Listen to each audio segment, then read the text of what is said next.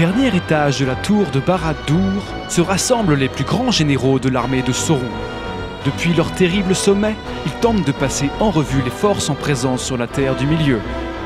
En exclusivité sur nos ondes, nous vous proposons de découvrir leurs échanges et de vous plonger dans le jeu de bataille du Seigneur des Anneaux. Bienvenue sur Radio Barad-dûr.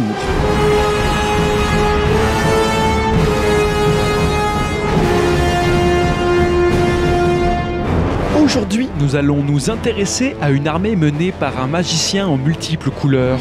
Autrefois allié des peuples libres, il a décidé d'embrasser les ténèbres et de former une terrible armée d'orques, d'hommes ou d'Uruk-hai. Nous tenterons de pénétrer la forteresse de la tour d'Orthanc. Nous partons pour l'Isengard. Le monde change. À présent, qui a la force de s'opposer aux armées de l'Isengard, du Mordor et à l'union des deux tours? Ensemble, Seigneur Sauron, nous gouvernerons cette terre du milieu.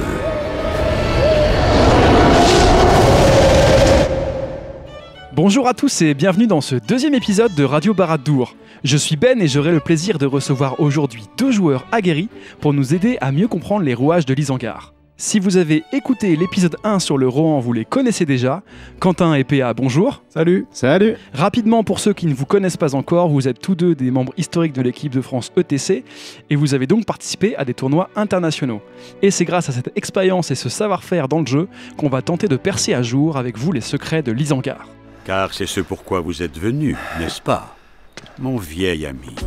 Alors pour commencer, on va regarder ça un peu de manière générale. Est-ce que Quentin, tu peux nous présenter cette armée ?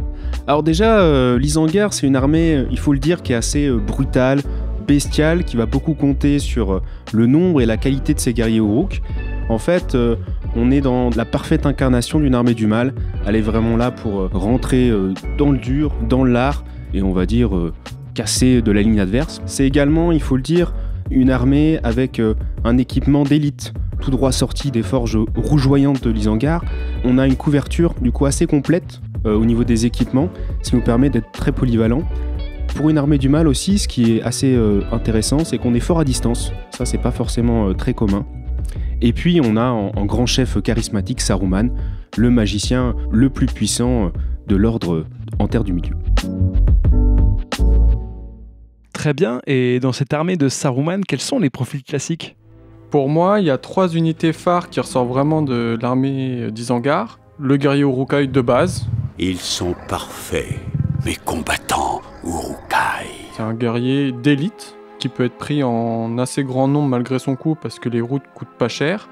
Il cumule des très bonnes stats, un combat 4, une force 4, une défense 5, voire 6 et un bouclier. Et comme il a dit, ils ont accès à pas mal d'équipements différents. La pique pour pouvoir combattre sur 3 rangs et l'arbalète qui crée cette fameuse menace à distance avec la force 4. Piou. Piou, piou, piou, piou. Ça tire très fort mais il faudra pas bouger par contre. Mais voilà, on doit rester immobile donc faut vraiment bien les placer sur une belle colline, avec une belle ligne de vue sans trop d'obstacles.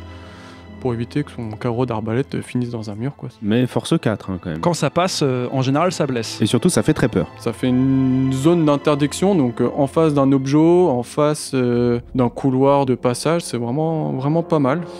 La deuxième unité qui est très intéressante à jouer vient des dernières sorties qui ont été faites, le fameux petit crébin. Qu'est-ce que c'est ? C'est rien, c'est qu'un petit nuage. Qui avance vite, et contre le vent. Des crébins du pays de Dain. Cachez-vous ! Une figue qu'on attendait depuis vraiment longtemps. Pour moi, c'était la figue manquante dans le jeu depuis toujours. Depuis toujours, et puis qui apporte vraiment un vrai plus sur cette armée-là, parce que ça apporte une très bonne mobilité, parce que c'est une figurine qu'elle vole. Ça a 4 points de vie, défense 3, on va se dire ça va pas être solide, mais on peut tirer dessus que sur 6.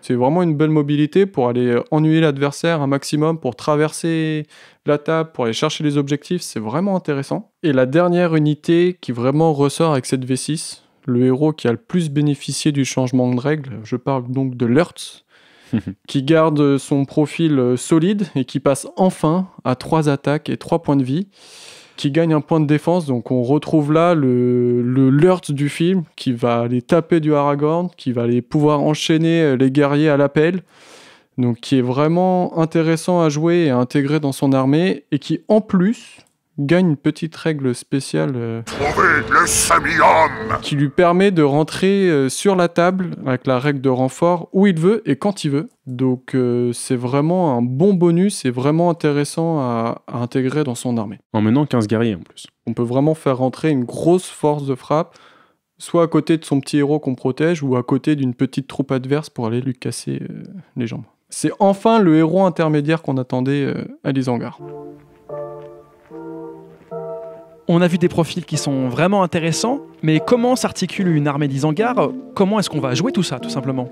Donc la première façon de jouer l'Isengard, ça va être de jouer à fond sur le bonus d'armée. Donc bien sûr, on va toujours être démoralisé à 50%, mais le test avec ces héros qui ont le mot-clé Isengard ne sera obligatoire qu'à 66%, une fois qu'on aura passé ce seuil de 66% de ses effectifs de départ.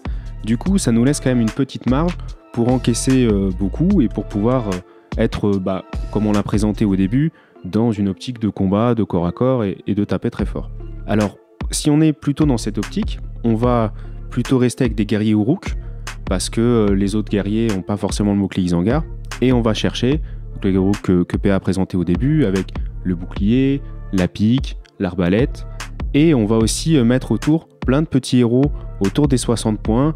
On peut parler de Ugluk, Mohur, Rajkou. Et on peut mettre l'ours aussi, bien sûr. Ces héros, en fait, ils sont un peu tous sur le même style, c'est-à-dire on va avoir force 5, on va avoir combat 5, on va avoir 2 ou 3 attaques. C'est plutôt des héros qui vont briller plutôt au combat. Mais ce qui est intéressant, c'est que chacun va avoir une petite règle spé qui va le rendre spécialiste dans un secteur un peu particulier. On aura le temps de le présenter un peu plus en détail après. Et qui va permettre d'ajouter une petite nuance tactique à chaque fois pour certains.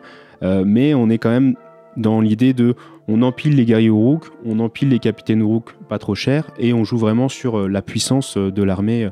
Comme ça, on cumule au niveau des très puissants Urukai. On peut aussi penser à un tambour Uruk qui va donner le rythme de la cadence pour permettre d'aller rapidement au corps à corps. Ça permet d'avoir l'équivalent d'une marche héroïque gratuite à chaque tour. On peut aussi penser à quelques berserkers, ces guerriers encore un peu plus d'élite qui vont avoir 2 attaques, ceux qui vont monter sur les échelles du gouffre de Helm et qui vont taper tous les elfes, notamment le petit Aldir. Est-ce que c'est pas Fluff? Et donc qui sont encore un peu plus puissants. Et puis on peut aussi penser à un chaman pour assurer du côté de la bravoure. Mais ça, c'est pas forcément obligatoire. Voilà, si vous reste des points... Ce sera en dessous des capitaines, les nommés ou les non nommés, et en dessous du tambour en termes de choix de héros. C'est le dernier choix, à mon avis, à prendre chez les Uruk. Après, il y a une deuxième manière de faire. On joue toujours une armée pure, mais on se dit, le bonus, on s'en fiche un petit peu. Et on va intégrer des unités qui vont coûter moins cher que l'Uruk, et on va tenter de jouer vraiment une horde de petits guerriers. En termes de héros, on va garder encore la même optique, c'est-à-dire qu'on va peut-être prendre Saruman, des guerriers héros nommés Uruk ou du pays de Dain, et après on va compléter avec des orques pour avoir des lances, prendre des guerriers du pays de Dain pour toujours avoir accès à la force 4, certains même avec des haches pour encore passer à force 5 pour infliger du dégât, mais on va perdre la défense 6, et on va perdre aussi un peu en termes de bravoure parce qu'on va devoir tester du coup à partir de 50% et la défense est un peu moins importante. Donc il faudra vraiment combler la perte en défense et le perte en impact par du nombre pour compenser avec les jets de dés plus nombreux, etc. Mais on varie du coup. Mais on varie un petit peu. Ce qui est pas mal avec l'Isengard, c'est que avec l'arrivée des nouvelles figurines du Pays de Dain, on apporte une nouvelle dimension à cette armée et on a un style de jeu plus varié et on peut changer de la fameuse phalange Uruk sur 3 rangs qui avance et puis on avance, on laboure. Il y a un côté presque militaire, un peu au monostyle quoi. Mais c'est une armée idéale pour débuter parce que on a une armée assez facile à prendre en main qui pardonne les erreurs parce qu'on a quand même une bonne défense. Et on a quand même une variété d'unités qui permet de toucher un peu la magie, toucher un peu la cavalerie, toucher un peu le monstre avec le troll d'Isengard. Et on a beaucoup de styles de mobilité disponibles entre du 8 pas, du 10 pas avec des chevaucheurs de warg, du 12 pas avec les crémins, du tambour. Aujourd'hui, en tout cas, on a vraiment un éventail tactique qui est large en Isengard, au-delà de la façade du guerrier Uruk, qui est lui très, on va dire, voilà. Alors du coup, c'est fort au cac, c'est fort au tir, c'est mobile et ça a beaucoup d'options tactiques. Mais c'est quoi le point faible de l'Isengard? Pour moi, dès que le mur de bouclier défensif est passé, derrière c'est soit de la défense 5, soit de la défense 4. Donc si les grosses menaces en face sont toujours présentes au moment où le mur de bouclier est passé, ça peut aller très vite vers la démo et à la débandade. Ensuite, ça peut aussi, on a déjà parlé un petit peu, ça peut manquer de surprise, au sens où si tu as construit beaucoup sur par exemple uniquement le guerrier Uruk, mais on pourrait dire si tu as fait uniquement des guerriers de daims devant avec des lanciers orques derrière, il y a un côté où l'adversaire, tu vas pas forcément le surprendre.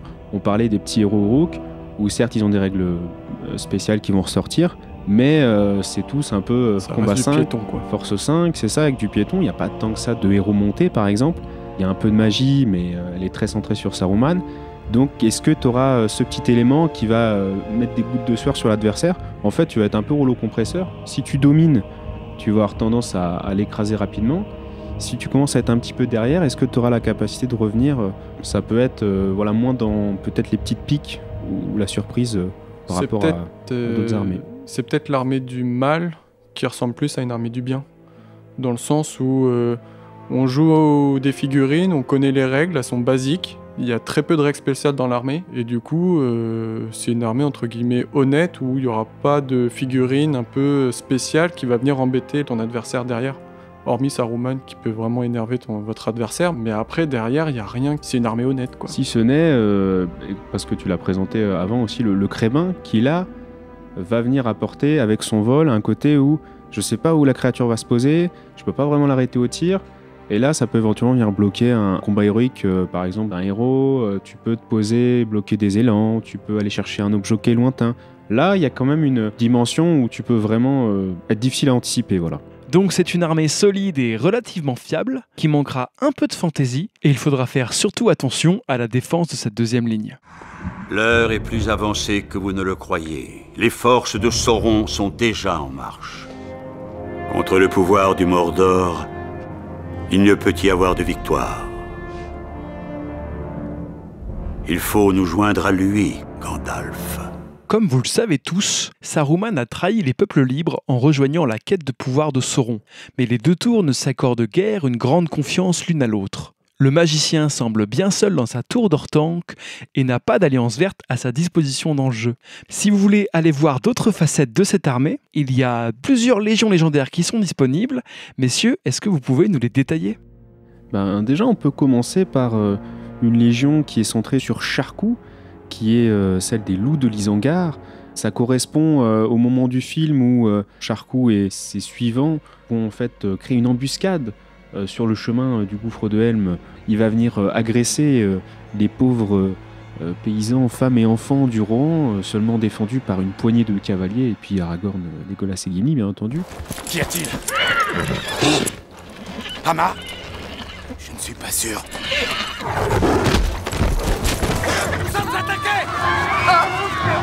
On va avoir une armée qui va avoir un choix assez restreint d'unités, puisque ça va être globalement Sharku, Capitaine Orc, un chaman orc sur Warg, qui est un peu la petite nouveauté de ça, qui permettra de donner la frénésie, donc pour pouvoir assurer la bravoure. Celle des orcs est à 2 normalement, donc au moins vous aurez ça d'assurer.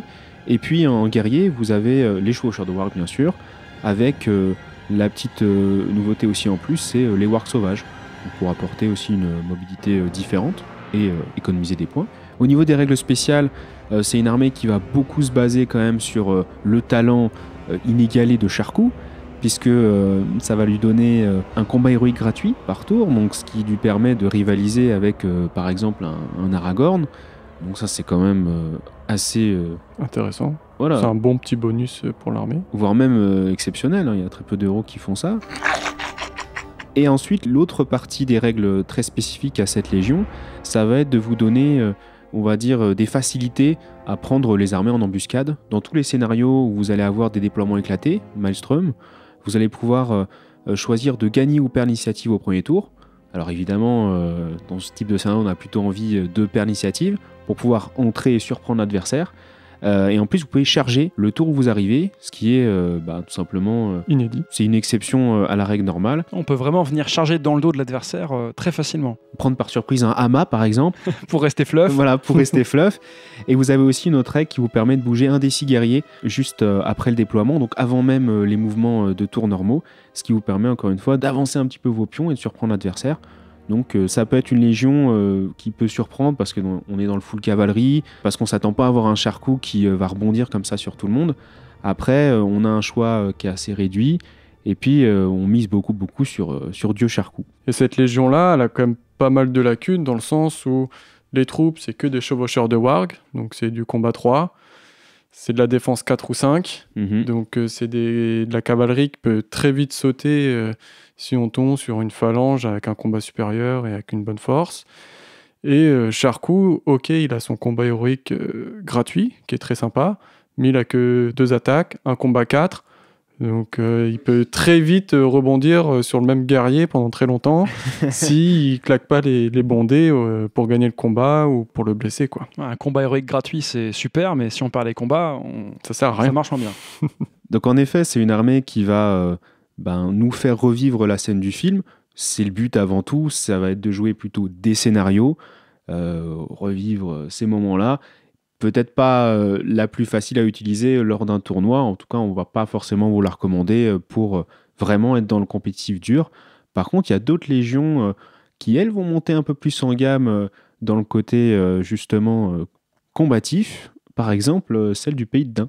Celle du Pays de Dain qui permet de jouer les nouvelles figurines de cette armée. Ils ont, en plus d'être intégrés dans l'armée d'Isengard, ils ont leur propre légion, où là on va pouvoir jouer vraiment tous les héros du Pays de Dain et tous les types de guerriers différents. C'est une armée qui va être très intéressante à jouer si vous savez que vous affronterez du Rohan, puisqu'elle va gagner la haine contre cette armée-là. Donc la haine de mémoire, ça rajoute +1 pour blesser. C'est ça. Donc c'est quand même un bonus qui est très sympa. Le deuxième bonus, c'est la Légion va tourner vraiment autour de Trident, Fléau des loups. Lui aussi, il a la règle Fléau des loups ? Non, il a juste le nom. On peut pas tout avoir dans la vie. Hein. Donc Trident sera votre général, donc c'est quand même un bon combattant qui est assez sympathique, combat 5, force 5, 2 attaques, etc. Accès à un cheval en plus, donc peut compter comme une cavalerie. Et lui va pouvoir faire une fois par partie un cri qui va affecter toutes les figurines amies à 12 pas de lui, qui va leur permettre d'avoir +1 pour blesser au combat. Donc si vous affrontez du Rohan, vous avez quand même +2 pour blesser, hein, ce qui est quand même sympathique. Donc c'est quand même un bonus qui est quand même assez intéressant à mettre en place. Et le deuxième petit bonus, c'est que toutes les bannières de cette armée ont une portée de 6 pas, qui est quand même énorme, hein. La portée normale d'une bannière, c'est que de 3 pas. Donc l'effet de la bannière est vraiment décuplé. C'est vraiment intéressant pour vraiment en prendre une ou deux pour vraiment avoir toute la phalange sous effet bannière. Ça peut être sympa. En termes de guerriers, on reste sur des guerriers humains, donc combat 3, force 4. C'est des hommes un peu sauvages du Pays de Dain, donc c'est quand même très sympathique. On a de la version non armurée avec les hommes sauvages, de la version armurée avec les guerriers du Pays de Dain. Et après, ils ont tous courage 3. Donc c'est une armée un peu fiable. Et on a accès à de la cavalerie qui est pas vraiment top, parce qu'il n'y a pas d'armes de tir, pas vraiment de bonus. Mais on a le crébin pour avoir de la mobilité, donc on en a un peu parlé déjà tout à l'heure, qui va permettre vraiment de venir embêter un peu l'adversaire pour bloquer une figurine ou pour aller chercher les objectifs ou traverser la table. Donc il y a vraiment moyen de faire une vraie phalange du Pays de Dain, un peu de mobilité avec les crébins. Et après, on a des héros qui sont quand même assez sympas, entre Trident, Goruf ou Frida, pour apporter du point de puissance, de la frappe, de la marche, etc. Par contre, la petite nuance que je trouve dans cette légion, c'est est-ce qu'elle est plus intéressante à jouer que tous les héros et guerriers du Pays de Dain, qui seraient juste pris simplement dans la liste Isengard Elle est vraiment en concurrence avec l'armée verte. Dans tous les cas, ils n'ont pas de bonus vraiment particulier. Une bannière à 6 pas, c'est bien, mais c'est pas non plus ça qui va changer la partie. Mais après, si vraiment une personne, comme tout à l'heure, les légions là, sont là pour faire vraiment des armées très thématiques, mais pour un joueur qui n'a pas envie de jouer d'Uruk ou d'Orc, ça reste une très bonne alternative, parce qu'elle a des héros nommés sympas, un capitaine un peu amélioré avec un point de volonté supplémentaire, et des troupes un peu variées qui peuvent vraiment avoir un panel de stratégies un peu différentes.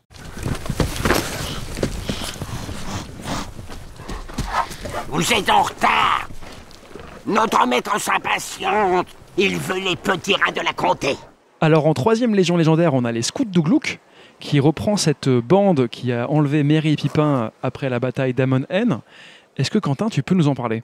Alors, les scouts d'Uglouk, les éclaireurs d'Uglouk, ça va être une légion qui va être très très mobile, mais tout en étant des piétons. Parce qu'en fait, ils vont profiter de l'amélioration habituellement réservée à Mohur et à ses éclaireurs, qui normalement coûtent 1 point, c'est-à-dire améliorer des éclaireurs Uruk, qui sont en fait comme des guerriers Uruk, mais avec 1 point de défense en moins, et qui n'ont pas des arbalètes mais des arcs, qui normalement donc coûtent 1 point pour les passer de mouvement 6 pas à mouvement 8 pas. Et là, en fait, c'est une amélioration qui va être gratuite et qui va aussi affecter Uglouk. Donc en fait, vous allez vous retrouver avec potentiellement des éclaireurs Uruk qui vont pouvoir bouger de 8 pas, voire même de 11 pas avec un tambour aux fesses. Donc en fait, vous avez, pour représenter justement le fait qu'ils sont en train de sprinter avec les hobbits sur les épaules pour ramener ce qui pensait être l'anneau à Saruman. Avec le fouet de Saruman derrière. Donc ils vont vraiment être très très très très rapides. Et on va dire ça, c'est le premier pan de l'armée. Et le deuxième pan, ça représente le moment où ils vont un peu stopper leur camp et ils vont se retrouver avec les orques venus du Mordor, avec Grishnak notamment. Et ils vont avoir une règle, du coup, pour représenter cela, ça va être l'animosité qui règne entre les deux. Je ne reçois pas d'ordre d'un orque véreux. Ce qui va faire que si vous avez un Uruk et un orque qui se retrouvent au combat côte à côte, mais vraiment socle à socle contre le même ennemi, pas l'un derrière l'autre, alors ils auront l'un et l'autre +1 pour blesser. Donc il y a un côté, voilà, je vais frapper le plus fort pour te montrer que c'est l'Uruk qui domine ou l'orque qui domine. Mais le souci, c'est que, comme on l'a dit, les Uruks qui vont être très rapides, grâce à l'amélioration de Mohur, alors que les orques, ils restent à 6 pas. Donc on va avoir peut-être un décalage important entre les Uruks qui seront plutôt devant et les orques derrière. Donc c'est une règle qui est très séduisante sur le papier. Je sais pas ce que tu en penses, PA, mais d'un autre côté... quasiment impossible à mettre en place. Ouais, ou sinon, il faut peut-être que le déploiement soit très proche de l'adversaire dès le départ. Ou alors, il faut sacrifier la mobilité. C'est plusieurs pistes du coup à explorer. Est-ce qu'il faut du coup sacrifier les orques et se dire je joue full Uruk pour être très très rapide et courir sur l'adversaire vraiment de manière un peu bourrine, on va dire, ou est-ce que je reste avec des lanciers orques derrière pour économiser des points, c'est quand même moins cher un orque qu'un Uruk, mais auquel cas je bouge pas à fond et il faudra que je décale en fait mes lanciers orques des fois sur le côté pour avoir des +1 pour blesser. Donc on va dire que c'est une armée qui a pas mal de potentiel et qui est originale, vraiment originale, mais il va falloir, on va dire, se faire la main dessus, autant pour les joueurs novices que les expérimentés. Il y a des choses à explorer là-dessus. Oui, donc de bonnes possibilités, mais qui vont demander un doigté assez précis. C'est ça. En dernière légion légendaire disponible, on a, j'ai envie de dire, la Légion, le moment phare du volet des 2 tours. Je vois pas de quoi tu parles. Là où tout se joue, même Grima n'y croit pas, l'attaque du gouffre de Helm. Il faudrait être un très grand nombre, des milliers pour prendre d'assaut la forteresse. Des dizaines de milliers. Mais monseigneur, il n'existe pas une telle armée. C'est une armée plutôt typée siège qui nous est proposée. PA, est-ce que tu peux nous en dire plus ?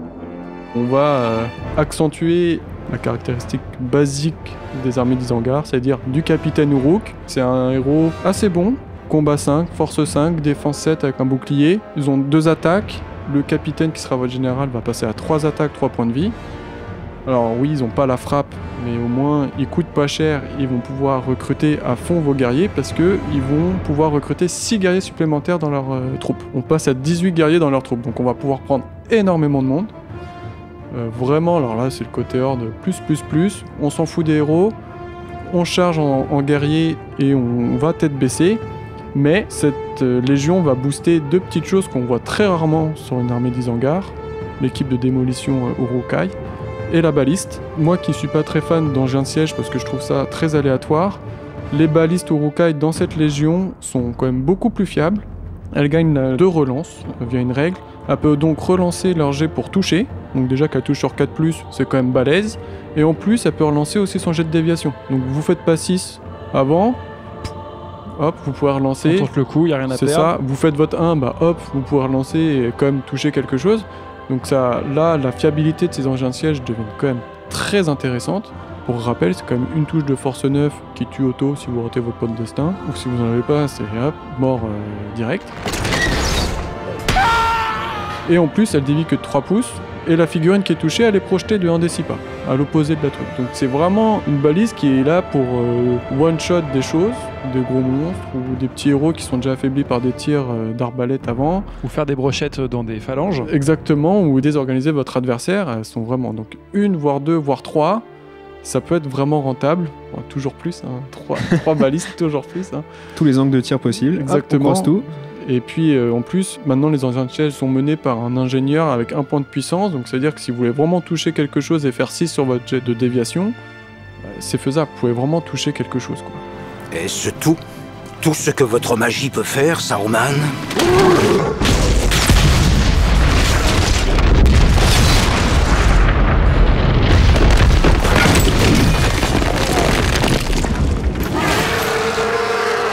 Alors les bombes aussi ont récupéré un bonus sympa, puisqu'on va pouvoir lancer 2 dés au moment de la détonation et choisir le meilleur, ce qui va nous permettre d'assurer le résultat et surtout d'aller pouvoir blesser jusqu'à 2 des 6 points de vie. Ce qui permet vraiment de one-shot vraiment tout et n'importe quoi. À noter que ça a été un peu nerf dans les errata de février dernier, dans le sens où on ne peut plus faire sauter ses propres troupes et terminer une partie plus tôt. On peut déclencher une bombe que s'il y a au moins 2 figurines adverses. Dans le rayon de 3 pouces, on ne peut plus... Faire de l'anti-jeu, on va dire. Jouer avec les règles, sacrifier ses propres troupes pour terminer la partie parce qu'on a déjà marqué les points qu'on veut. Je pense que c'était pas dans l'esprit des règles de départ. Ils voulaient valoriser les bombes et les balistes, mais pas au point de faire finir des parties... Au suicide. C'est ça. Exactement. Et la deuxième petite nuance, c'est que les balistes tirent en tir direct. Donc il faut quand même faire attention à bien les placer pour avoir des cibles sans obstacle. Sans obstacle, ouais. Il faut bien les positionner et puis après, les anciens de siège, toujours les mêmes problèmes sur les déploiements éclatés, quoi. Au moment où l'on tourne ce podcast, il vient tout juste de sortir la nouvelle légion des scouts de l'Ourtz. Au final, on retrouve une légion légendaire assez proche de celle d'Uglouk en fait, avec le bonus de maraudeur gratuit si jamais vous prenez Mohure. On va perdre les orques, mais on gagne un général non négligeable qui est l'Ourtz, qui en plus est un petit peu buffé puisqu'il va gagner 2 bonus. Le premier, c'est le challenge héroïque, qu'il va pouvoir déclarer face à des héros de n'importe quel rang. Et le deuxième, surtout, c'est un lancer de bouclier qu'il va pouvoir faire une fois par partie. Et sur un 4+, mettre à terre une figurine de taille humaine adverse. Alors c'est pas très très fiable, mais ça peut avoir son petit effet. C'est une légion légendaire qu'on trouve assez intéressante, parce qu'elle permet d'avoir beaucoup de mouvements avec les scouts, et en même temps conserver un héros vraiment péchu qui manque à la légion d'Uglouk. On peut que vous conseiller d'aller approfondir un peu tout ça. Quant à nous, il est temps de passer à l'affrontement entre nos 2 invités. Il y aura de la sueur et du sang, quelques bons arguments peut-être. Voici l'heure des questions du jour. À la guerre! Il n'y aura pas d'aube pour les hommes. Dans cette armée, on repère 2 camps bien distincts, les Uruk et le reste du monde. Messieurs, qui pour mener les armées de l'Isengard? Eh bien, on va d'abord avoir un héros qui va être très puissant, qui va s'appeler l'Ourtz, qui tout simplement est celui qui tue Boromir, celui qui met Aragorn complètement HS, ou presque. Hein. L'Ourtz, ça va être le héros qui va vous permettre vraiment de monter en gamme par rapport aux autres héros roux qui sont plus à 60 points, parce qu'on a déjà parlé un peu avant, il y a alors la 3e attaque, le 3e PV, la Def 6, et il a une ribambelle d'action héroïque très très sympathique. Il a autant la frappe, très important quand vous allez chercher des héros, la marche. D'ailleurs, beaucoup d'héros Isengard en fait ont la marche parce que c'est des sprinters. Il a aussi la force, le duel, donc vraiment plein d'actions sympas. C'est un meneur de 15 guerriers. Donc ça, à part en fait Saruman, il n'y a personne d'autre en Isengard qui est capable de mener autant de guerriers que l'Ourtz. Et puis il a cette règle très intéressante où il peut choisir, lors des scénarios avec des déploiements éclatés, il peut choisir le jet de dés qu'il fait. Donc ça veut dire que vous pouvez, avec votre grosse troupe de 15 guerriers plus l'Ourtz, choisir quand vous allez rentrer, si vous voulez que ce soit premier tour, deuxième tour, troisième tour. Peut-être pas trop tarder, mais vous pouvez vraiment avoir un gros impact à l'endroit que vous voulez exactement sur la table. Donc ça fait vraiment de l'Ourtz un héros très très prisé au sein des armées de l'Isengard. Ouais, il est vraiment intéressant, mais je pense qu'il y a un petit héros qui est un peu sous-estimé comparé à lui, qui est dans la même trempe que Lurtz, donc qui est Trident, Fléau des loups. Il a quand même un profil qui est très intéressant. Contrairement à Lurtz, il a accès à un cheval, donc il va pouvoir avoir accès au bonus de cavalerie, donc l'attaque supplémentaire, passer également à 3 attaques en charge. S'il gagne, hop, il renverse, il a 6 dés pour blesser. Alors lui, il a peut-être pas la règle pour rentrer où il veut, mais il a une règle pour taper encore plus fort. C'est coup puissant, donc c'est-à-dire que pour chaque PV qu'il va faire perdre, ce PV est doublé. Donc en termes d'impact, il va complètement écraser Lurtz. Pour coucher du héros, c'est Ouais, intéressant. pour coucher du héros, c'est vraiment intéressant. Mais Pas alors, mal. c'est vrai que côté mobilité dans les scénarios un peu éclatés, on en perd un petit peu. Puis il a une défense La défense est un petit peu moins un petit bien. peu en dessous, hein. Un petit peu en dessous d'un point, il a que défense 5. Mais Ça il a plus de s'évite. volonté et plus de destin que Lurtz. Donc peut-être que ça se compense. On va dire qu'il y a match. Hein. Il y a un vrai match là-dessus. Les 2 héros, je pense, sont des bons choix. T'oublies que j'ai un arc aussi quand même. Ouais, il a Moi, un je arc, tire. Tu tires. Ouais. Mais bon, faut toucher. Il tire très bien à 3+, d'ailleurs. Ouais, il tire à 3+. Tel un elfe. C'est celui à mettre en avant dans ce duel. Il est un peu plus variable, mais bon. Mais c'est vrai Si que la vous voulez mobilité... chercher de la mobilité, La mobilité Trident et du punch, je pense que Trident tape un peu plus fort. Et peut-être avec un magicien derrière, un trident, si vous arrivez à paralyser un héros et que vous envoyez le trident dessus, il a peut-être plus de chances de le tuer en un coup que l'ours, qui aura peut-être besoin de copains à côté. Pour l'effet coup de poing, votez Trident. On a vu un peu les premiers de cordée de l'armée de l'Isengard. Il y a des héros un peu plus petits, Ugluk, Mour, etc. Quels sont vos choix? Eh bien, tu vois, d'emblée comme ça, tu les as cités, Ugluk, Mour, Vrashku, voilà, c'est... Discrimination. Forcément, ça t'est venu à l'esprit parce que ce sont les Uruks qui sont très célèbres. Donc ouais, pour la team Uruk, si vous voulez continuer dans cette lancée, vous avez un Ugluk qui va être seulement à 65 points, il va avoir la petite frappe, et il va avoir une règle, surtout si vous avez une armée qui est sans Saruman, faut être honnête, vous allez avoir la possibilité de couper la tête d'un guerrier qui est à côté, et pour avoir un tenez bon automatiquement réussi à 12 pas, donc ça vous permet d'avoir... même si la démorisation n'est pas toujours quelque chose de difficile en Isengard, comme on l'a rappelé au début avec le bonus d'armée, ça peut vous permettre de fiabiliser la fin de partie. Et comme vous avez une bravoure qui est correcte mais sans plus, ça peut être un bonus intéressant. Ou dans sa légion légendaire, Scout d'Ugluk, on n'a pas le bonus d'armée, Bien et sûr. des orques en plus sur place. Bien sûr, C'est bah, vrai ils sont là prend pour sens. avoir la tête coupée de toute façon, hein, ça paraît évident. Et après, après Ugluk, vous avez aussi Mour, qui est aussi donc dans la Légion. Mour, il va y avoir une troisième attaque déjà Mour, seulement 2 points de puissance, mais une troisième attaque, et il va bouger de 8 pas, donc on avait un petit peu présenté. Il peut améliorer aussi les éclaireurs Uruk pour 1 point, cette fois-ci vous devrez le payer, si vous le prenez en tout cas dans une armée classique. Vous allez améliorer les éclaireurs Uruk qui vont bouger de 2 pas supplémentaires, donc jusqu'à 8 pas. Alors, Mour, il n'a pas la frappe, donc bien qu'il ait les 3 attaques, il faudra quand même faire un petit peu attention. Il est plutôt fait pour faire le kamikaze en fait. Il terminera sûrement pas la partie en fait.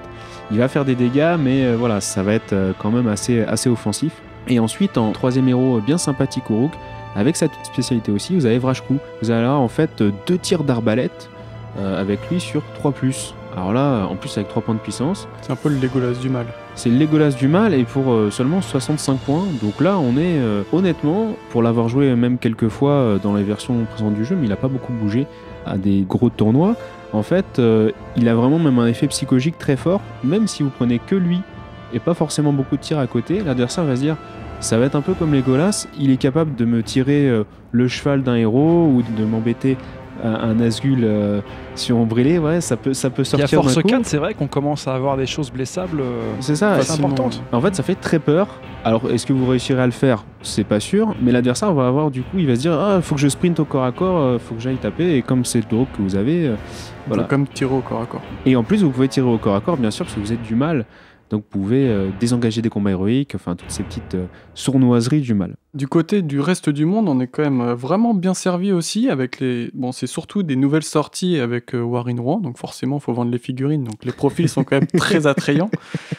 Alors, on va commencer par l'orc, hein, qui est un peu en deçà des deux autres.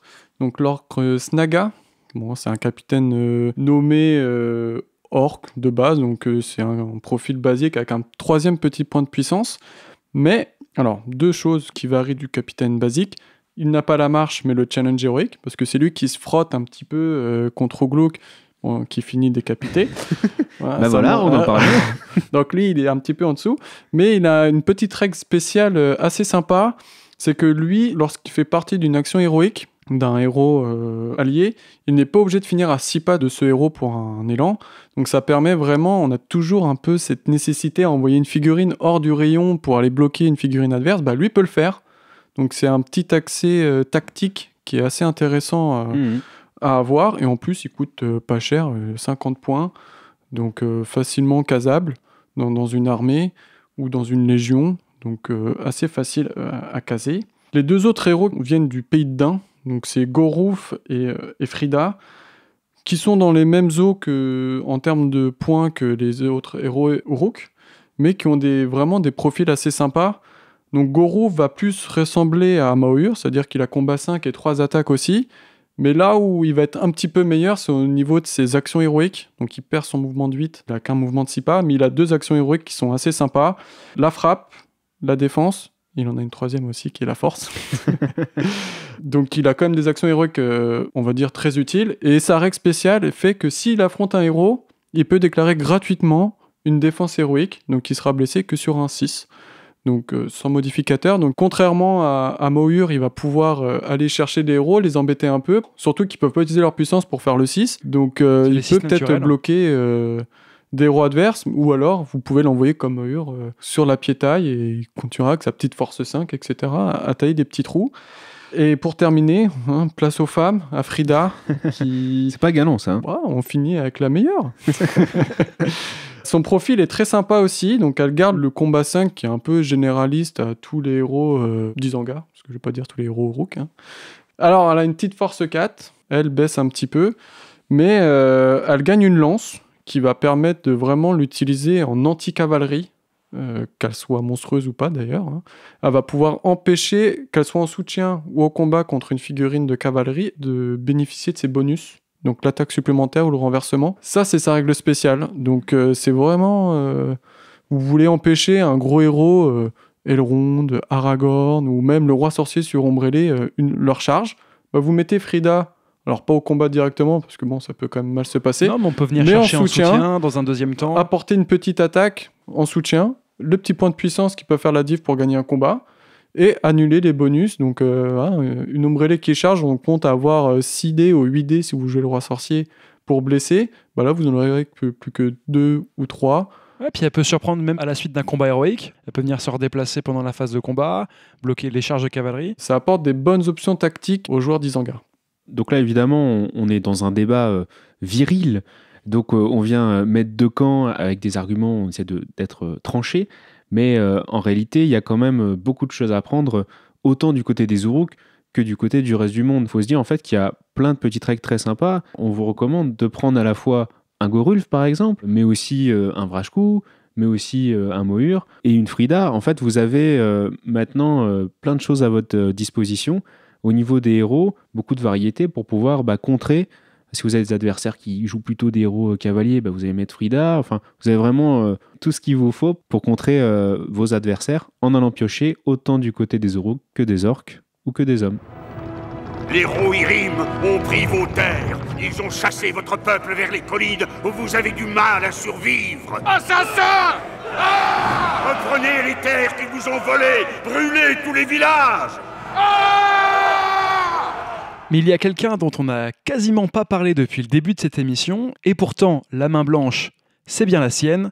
Je veux bien sûr parler de Saruman. Bien qu'on pense tout de suite à lui quand on parle d'Isengard, il n'est pas évident de le retrouver sur les tables avec cette armée. Alors, messieurs, Saruman, avec ou sans ? Une amitié avec Saruman, ça ne se refuse pas comme cela.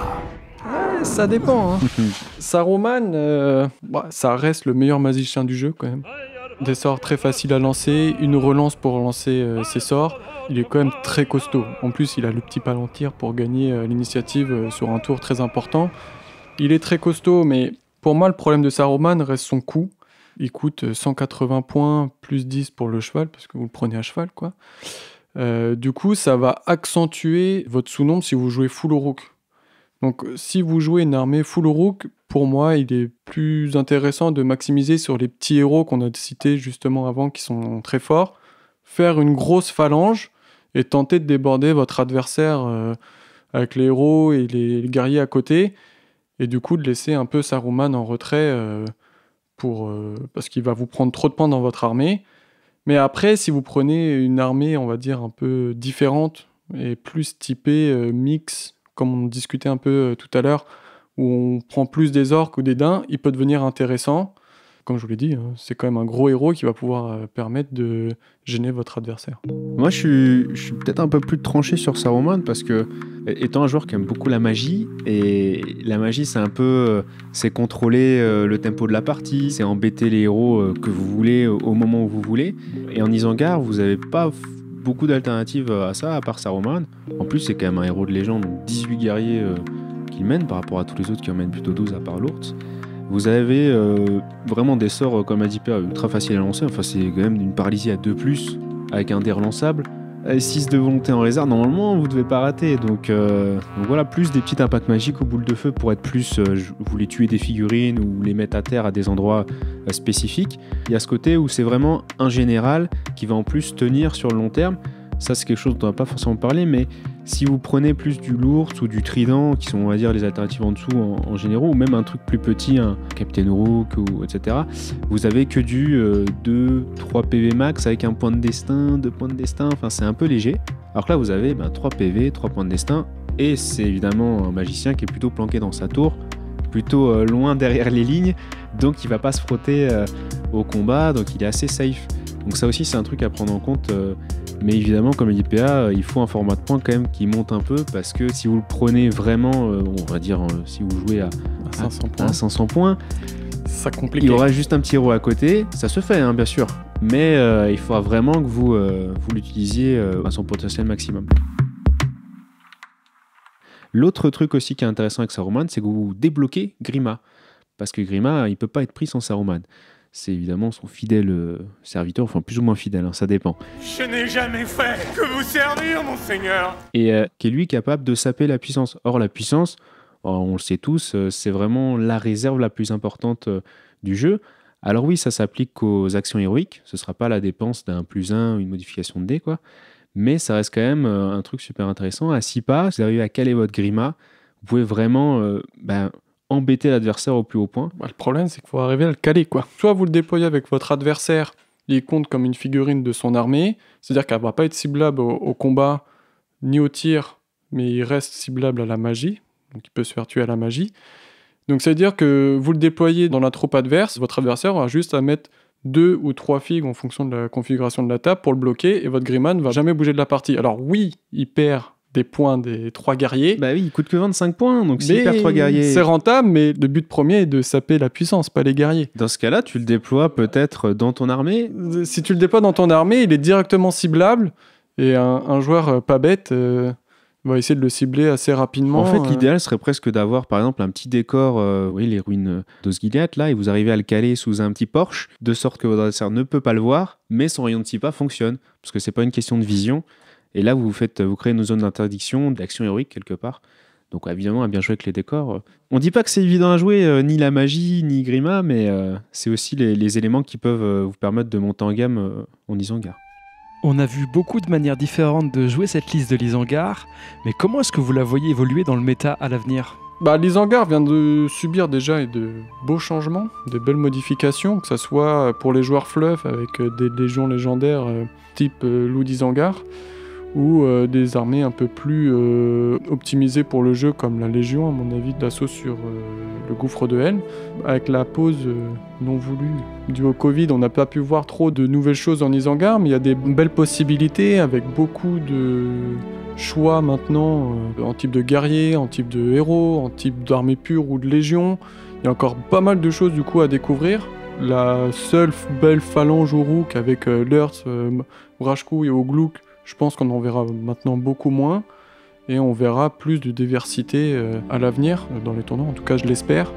parce qu'il y a maintenant de belles choses à faire. Ce qui était assez étrange au début de la V6, c'est que les gens ont l'impression qu'ils avaient un peu boudé l'Isengard en se disant il n'y a plus d'alliance possible avec eux, enfin ils sont un peu centrés sur eux-mêmes, donc on a l'impression en tout cas qu'ils ont joué moins, ou c'était peut-être aussi, ça c'est toujours un peu le débat, peut-être des joueurs un peu plus novices qui jouaient l'Isengard, parce que comme on l'a dit au début, c'est facile à prendre en main, et du coup on en voyait, mais pas forcément dans les hauts de tableau en tournoi. Donc ça, voilà, est-ce que c'était la qualité intrinsèque de l'armée ou la qualité des joueurs qui jouaient ce type d'armée qui faisait que ça faisait ça, mais on les voyait pas trop en tournoi. Par contre, évidemment, ces nouvelles sorties ont un petit peu redonné, si tu veux, ont réorienté le focus en disant mais attendez, l'Isengard a quand même beaucoup de choses à faire. Maintenant, il y a les Crébins, il y a les héros de Dain qui sont super intéressants. Donc ça vient remettre quand même un petit coup de projecteur dessus. Et puis, il faut quand même dire que l'armée du Gouffre, parce que t'en parlais, elle a quand même gagné un gros tournoi en Angleterre, le Grand Tournament. Elle a gagné aussi un tournoi en France, pour le coup, avec des joueurs différents. Cette année à Orléans, si je dis pas de bêtises. Fait, ouais. Donc du coup, c'est une armée quand même qui fonctionne. Alors c'était avant les ratas sur les bombes, mais bon, c'est quand même une armée qui fonctionne dans différents pays, différentes configurations. Et il faut aussi se rappeler que à l'ETC 2019, donc les championnats d'Europe en équipe de France, on peut en parler avec PA, parce qu'il était dans notre équipe, il y a un joueur qui a joué quand même globalement quasiment full Isengard avec juste une troupe du Mordor avec l'Immortel, et qui, avec l'équipe, a fait quand même une 2e place. Donc ça veut dire, même si on nuance en disant que on les voyait pas trop, c'est quand même une armée qui fonctionnait avec la brutalité des Uruk. Et aujourd'hui, s'il n'y avait pas eu, je pense en tout cas, la pause des tournois actuels, on aurait sûrement revu beaucoup sur les tables de jeu l'Isengard, peut-être avec moins d'Uruk et plus de variété, mais je pense qu'on aurait vu beaucoup plus sur les tables de jeu. Il y a quand même beaucoup d'options dans cette armée, mais est-ce qu'il y a des choses que vous auriez aimées différentes, qui sont trop fortes ou pas assez justement, des choses qui manquent, des déceptions ? L'armée, elle est devenue équilibrée. Toute la partie Urukai, je pense qu'il n'y a pas beaucoup de changements ou de modifications à faire, elle est restée il y a l'ours qui a été mal. remonté, et puis le reste en fait c'est assez stable, donc ça veut dire que ça fonctionne. C'est sur plutôt les nouveautés où il y a peut-être un peu plus de déception. Pas les guerriers, mais les Uskarls et les cavaliers qu'ils ont sortis récemment, je les trouve un peu en deçà. Ils apportent pas grand-chose. Enfin, ce qu'ils apportent était déjà apporté auparavant par les Uruk. Donc c'est un peu dommage. Alors oui, les Crébins sont très intéressants, mais le reste... Ils ont tapé dans le mille pour les Crébins, peut-être un peu trop intéressant, ou pour Gorulf ou Frida, qui vraiment, tu te dis, tiens, ça va me donner vraiment une option en plus. Et par contre, pour les Uskarls ou les cavaliers, tu te dis, mais mince, ça m'apporte quoi Donc les Uskarls, ils ont des grosses haches qui peuvent servir de lance aussi, mais ils coûtent 11 points. 11 points, donc ils ont juste une armure lourde. Ils gagnent un bonus de combat s'ils sont proches des héros du Pays de Dain, mais c'est à 3 pas, alors mais c'est vraiment puis très, ils passent très à proche. combat 4, quoi. Ils passent à combat 4, comme tous les Uruk, alors on se demande un peu ce qu'ils font là. À part pour une armée vraiment thématique... L'armée du Pays de Dain, voilà, ça t'apporte peut-être le combat 4. Ça t'apporte les soutiens, mais du combat 4. Mais en fait, si tu veux mixer avec des Uruk, tu te dis, c'est un peu dommage. Et les cavaliers de Dain, tu regardes par rapport aux chevaucheurs de Warg et tu fais, c'est quasiment le même profil. Juste qu'ils ont des bonus pour blesser les chevaux. Alors là, vraiment, tu te dis, ok, c'est bien sûr pour faire thématique face au rang, mais on se dit, c'est peut-être un peu restreint. Après, moi, le profil qui m'a un petit peu déçu, parce que j'en jouais pas mal quand je sortais un petit troupe d'Isengard avec Vrashku. Avant, c'était les Uruk sauvages, parce qu'en fait, les Berserk ont perdu aussi un point de défense. Mais les Uruk sauvages, ils sont passés de défense 5 à défense 4. Et alors là, vraiment, défense 4, tous les tirs vous touchent facilement sur 5+, même les tirs à force 2, très très communs. À ce prix-là, c'est compliqué. Et ils coûtent 12-13 points, je crois. Et en plus, avant, ils étaient moins chers. Donc en fait, ils ont pris un petit point, je crois. Et en plus, ils ont perdu en défense. Et c'est une figurine, un Uruk sauvage, c'est une figurine comme un Uruk, mais à double attaque. Donc ça faisait partie des figurines qui étaient très appréciées en Isengard. Et ils se sont dit, c'est trop fort ou c'est trop joué, hop, on les met sous le tapis. J'aurais peut-être pu taper un peu moins fort dessus. Très bien, merci messieurs. Merci à toi. Merci à toi. Dans le prochain épisode, nous partirons à la rencontre d'un peuple mystérieux, sage, vivant caché, hors du temps des hommes et empreint de magie, des sombres forêts de Mirkwood jusqu'à Rivendell en passant par la sublime Lothlorien, nous partirons à la rencontre des elfes de la Terre du Milieu. Vous avez entendu ça? Faucombe, nous allons voir des elfes. Si vous avez aimé ce podcast, n'oubliez pas de liker et de vous abonner. N'hésitez pas à nous laisser vos remarques et avis dans l'espace commentaire. Quant à moi, je vous dis à la prochaine sur Radio Barad-dûr, l'émission faite par et pour les plus grands généraux de la Terre du Milieu.